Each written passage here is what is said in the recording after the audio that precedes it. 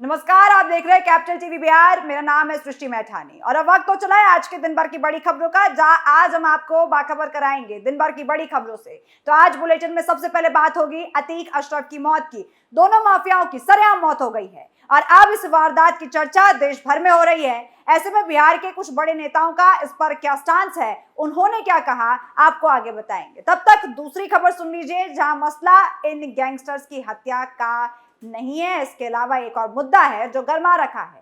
एक और मुद्दा, और वो केजरीवाल के समन का। ईडी के एक बाद एक आम आदमी पार्टी के बड़े नेता और इससे जुड़े कई बड़ी हस्तियों पर अपना शिकंजा कसता जा रहा है और अब एक सिरे से शुरू करने के बाद ईडी दूसरे आखिरी छोर तक पहुंचती हुई दिख रही है, जहां आखिरकार सीबीआई ईडी के हाथ बड़ी मछली फंसी है। खुद केजरीवाल, जो इस शराब घोटाले के फिलहाल अभी तक तो मास्टरमाइंड बताए जा रहे हैं, अब फंस सकते हैं। लेकिन खबर कुछ और है। दिल्ली की ये उथल पुथल की सुगबुगाहट बिहार में भी दिख रही है, जहां आरजेडी और जेडीयू में एक के बाद एक बड़े नेता इस मसले पर केंद्र को घेर रहे हैं। उनके बयान क्या हैं, आपको आज इस बुलेटिन में समझाएंगे और भी दिन भर की बड़ी खबरों से आपको रूबरू कराएंगे। लेकिन उससे पहले एक नजर हेडलाइन पर। अतीक अहमद की हत्या पर सम्राट का बयान, सीएम नीतीश से की अपील, बोले बिहार पुलिस को कीजिए मुक्त, हाथों में ना पहनाए चूड़ियां। अतीक अशरफ हत्या पर बिफरी आरजेडी की यूपी सरकार पर तंज, हत्या को बताया संविधान का इनकाउंटर, यूपी में राष्ट्रपति शासन की उठाई मांग। अतीक की मौत पर पप्पू यादव की प्रतिक्रिया, यूपी पुलिस सुपारी किलर, बोले जब गैंग सत्ता पर काबिज तो होता है गैंग वॉर। केजरीवाल मुद्दे पर हमलावर आरजेडी, निशाने पर केंद्र, कहा विपक्षियों को नाजी स्टाइल में एक साथ मार डालो, मनोज झा का बयान। चंपारण में जहरीली शराब रिटर्न्स, अब तक 22 की मौत, सुशील मोदी का बड़ा आरोप, कहा बिना पोस्टमार्टम के जला दिए शव। बख्तियारपुर में जाति गणना पर सीएम पर बिफरे आरसीपी, सुनाई खरी खोटी, कहा लोहिया के विचारों को दफना चुके नीतीश, बोले आरसीपी। सीएम नीतीश कुमार का पीएम पर हमला, दिया बड़ा बयान, कहा विपक्ष हो रहा है एकजुट, इसलिए सत्ता बेचैन।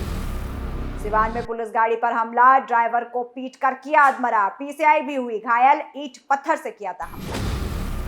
अतीक अहमद की हत्या के बाद बिहार प्रदेश अध्यक्ष सम्राट चौधरी ने सीएम नीतीश को नसीहत दी है, जहां सम्राट चौधरी का कहना है कि सीएम नीतीश को बिहार में पुलिस को खुले हाथ छोड़ देना चाहिए। सम्राट चौधरी का कहना है कि सीएम नीतीश को बिहार में पुलिस के हाथों में चूड़ियां पहनने का काम नहीं करना चाहिए। बता दें कि उत्तर प्रदेश में माफिया अतीक अहमद और उसके भाई अशरफ की हत्या के बाद बिहार के योगी यानी कि भारतीय जनता पार्टी के प्रदेश अध्यक्ष सम्राट चौधरी ने हाजीपुर में मीडिया से बातचीत की, जिस दौरान उन्होंने ये बात कही, जहां सम्राट चौधरी ने सीएम नीतीश कुमार से आग्रह किया।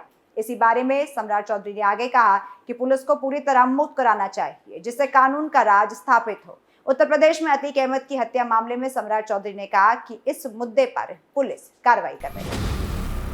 तो वहीं अतीक और अशरफ की हत्या के बाद आरजेडी की प्रतिक्रिया सामने आई है, जहां आरजेडी ने अतीक और अशरफ की हत्या को संविधान का इनकाउंटर करार दिया है। आरजेडी का कहना है कि अतीक और अशरफ की हत्या संविधान, कानून व्यवस्था और लोकतंत्र का इनकाउंटर है। इसके अलावा आरजेडी ने इस घटनाक्रम के बाद यूपी में राष्ट्रपति शासन लगाने की मांग की है। बता दें कि उत्तर प्रदेश के प्रयागराज में शनिवार 15 अप्रैल की रात अतीक अहमद और उनके छोटे भाई अशरफ की मीडिया और पुलिस की मौजूदगी में हत्या कर दी गई, जिसके बाद इस घटना की देश भर में आलोचना हो रही है। वहीं इस बीच आरजेडी नेता शिवानंद तिवारी ने इस घटना को संविधान, कानून व्यवस्था और लोकतंत्र का इनकाउंटर करार दिया है। इसके साथ ही उन्होंने उत्तर प्रदेश में राष्ट्रपति शासन लगाने की मांग की है। वहीं जेडीयू एमएलसी नीरज कुमार ने कहा कि उत्तर प्रदेश की सरकार को इस मामले में जवाब देना होगा। उन्होंने कहा कि इस घटना से उत्तर प्रदेश की कानून व्यवस्था पर सवाल खड़े होते हैं, क्योंकि ये मामला उत्तर प्रदेश का है, इसलिए वहीं की सरकार जवाब दे। गौरतलब है कि शनिवार रात लगभग 11 बजे अतीक अहमद और उनके भाई अशरफ को मेडिकल के लिए अस्पताल ले जाते वक्त प्रयागराज के अस्पताल परिसर में ही मीडिया से बात करने के दौरान 3 युवकों ने ताबड़तोड़ फायरिंग कर दी। इसी तरह एक और वीडियो में देख रहा था कि आरोपी ताबड़तोड़ फायरिंग कर रहा है। दरअसल इन तीनों हत्यारों को उस वक्त पकड़ा गया जब वो फायरिंग कर हथियार फेंक चुके थे और दोनों हाथ ऊपर उठाकर सरेंडर चिल्ला रहे। माफिया अतीक अहमद और उसके भाई अशरफ की गोली मारकर शनिवार को हत्या कर दी गई, जिसको लेकर अब जाप अध्यक्ष पप्पू यादव ने यूपी सरकार पर निशाना साधा है। उन्होंने ट्वीट कर लिखा कि जब गैंग सत्ता पर काबिज होता है तो राम राज नहीं आता, गैंग वॉर होता है। पप्पू यादव ने कहा कि संविधान का इनकाउंटर कर पुलिस को राजनीति के लिए सुपारी किलर बना दिया गया है। तो वहीं इलाहाबाद में भी ऐसा हुआ है। इसी प्रकार की घटना सामने आती है जब घटना के बाद पुलिस की सुरक्षा को लेकर सवाल उठ रहे हैं। वहीं इस घटना पर जमकर राजनीतिक बयानबाजी शुरू हो गई।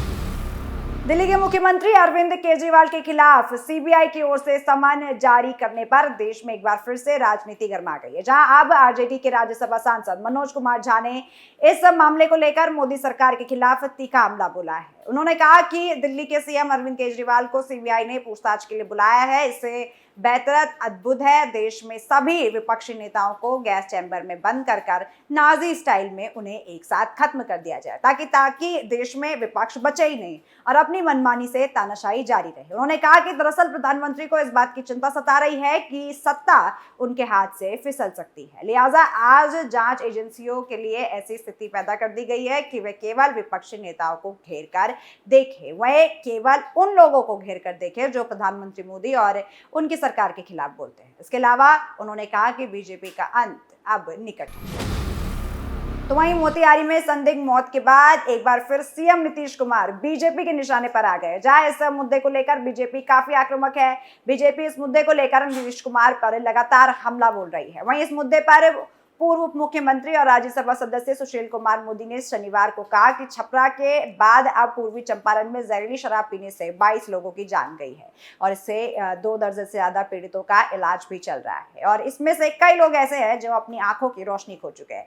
लेकिन सरकार आंकड़े छिपाने में लगी है, जहां सरकार मौत का कारण डायरिया या अज्ञात बीमारी बता रही है। इसके अलावा सुशील मोदी ने कहा कि पुलिस के डर से बिना पोस्टमार्टम के भूटन मांझी समेत कई मृतकों के शव जला दिए गए। इसके अलावा सुशील मोदी ने दावा किया कि मृतकों में अधिकतर दलित और पिछड़ी जाति के थे। साथ ही सुशील मोदी ने कहा कि जहरीली शराब से मरने वालों के आश्रितों को 4-4 लाख रुपए मुआवजा देने की स्पष्ट नीति सरकार को बनानी चाहिए और इसके लिए मुख्यमंत्री को सर्वदलीय बैठक जल्द बुलानी चाहिए। बता दें कि छपरा में पहले ही ऐसी घटना के बाद सर्वदलीय बैठक बुलाने की घोषणा की गई थी। वहीं राष्ट्रीय मानवाधिकार आयोग ने छपरा की घटना के बाद राज्य सरकार पर आंकड़े छिपाने का आरोप लगाया था।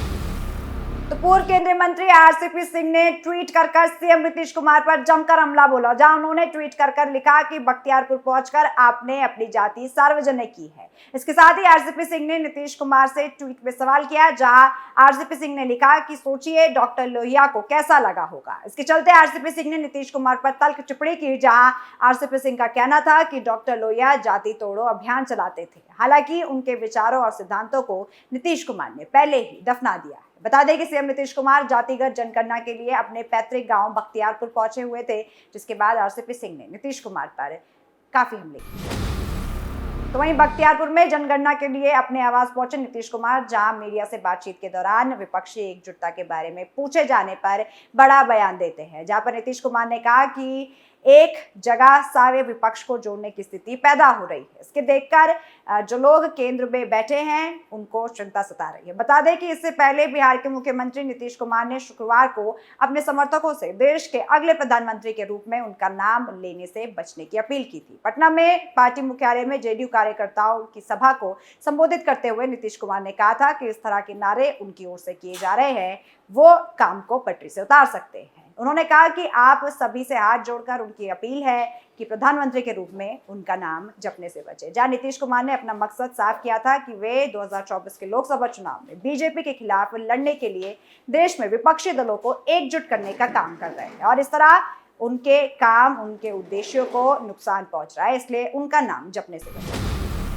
वहीं सिवान के बड़हरिया थाना क्षेत्र के माधवपुर में देर रात गश्त करने गई पुलिस टीम पर शरारती तत्वों ने ईंट पत्थर से हमला कर दिया। इस हमले में चालक गंभीर रूप से घायल बताया जा रहा है, जबकि पुलिस सब इंस्पेक्टर को आंशिक चोटें आई हैं। बता दें कि दोनों घायलों को इलाज के लिए सामुदायिक स्वास्थ्य केंद्र लाया गया, जहां चालक की स्थिति गंभीर होने के कारण ड्राइवर को सदर अस्पताल रेफर कर दिया गया है, जिसके बाद पुलिस ने तुरंत कार्रवाई करते हुए इस मामले में एक महिला सहित 9 लोगों को गिरफ्तार कर दिया है। वहीं बात करें घटना की, तो इस पूरी घटना में देर रात एसआई की गाड़ी गश्त पर निकली थी, तभी बड़हरिया गोपालगंज मुख्य मार्ग पर संदिग्ध अवस्था में एक पिकअप खड़ी मिली, जहां पर एएसआई ने जब इनका पीछा किया तो दर्जनों की तादाद में जो बदमाश थे इन्होंने पुलिस की गाड़ी पर ईंट पत्थर से हमला कर दिया। वहीं इसके बाद बदमाशों ने ड्राइवर को गाड़ी से खींचकर ड्राइवर के साथ जमकर मारपीट की, जिसके बाद ड्राइवर गंभीर रूप से घायल हो गया है। बता दें कि वारदात में पीएसआई को भी आंशिक चोटें आई हैं। वहीं मामले की सूचना मिलते ही पुलिस की बाकी टीम घटनास्थल पर पहुंचकर घायल पीसीआई और चालक को भीड़ से उठाती है। इसके अलावा आरोपियों पर कार्रवाई शुरू कर दी गई। इस बुलेटिन में फिलहाल इतना ही। मैं लौटूंगी बाकी खबरों के साथ। तब तक के लिए देखते रहिए कैपिटल टीवी बिहार। नमस्कार।